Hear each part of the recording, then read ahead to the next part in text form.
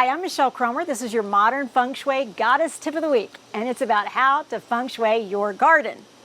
I'm in one of my gardens. Feng Shuiing a flower garden, however, is a great deal easier. It's certainly much easier to plant a purple flower and know that it's going to come up than a purple vegetable, and you have to cross your fingers.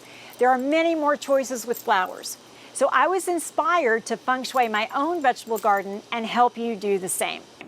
Ultimately, where you plant your garden will depend on a lot of triggers, like where does the sun come? What was there the year before? What's it nearby? How much water does it get? That doesn't mean you can't have good feng shui in your garden. And that's what we're going to talk about right now. So the 5 elements. As you can see, 5 elements are inherently in gardens. You've got the sun, earth, water, wood, plant life and these rocks are metal.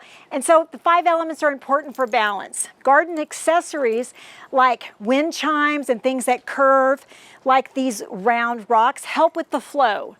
Chi is important anywhere, but especially in your garden. And when you walk through it, see if it brings you peace and harmony and balance, and you know that you're right where you're supposed to be.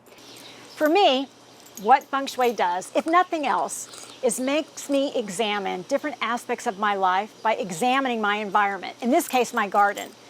I don't know if putting a particular object in a specific direction can really make a difference, but I do know the connection I experience from Gaia, Mother Earth, and getting my hands in the dirt grounds me in a way that nothing else seems to.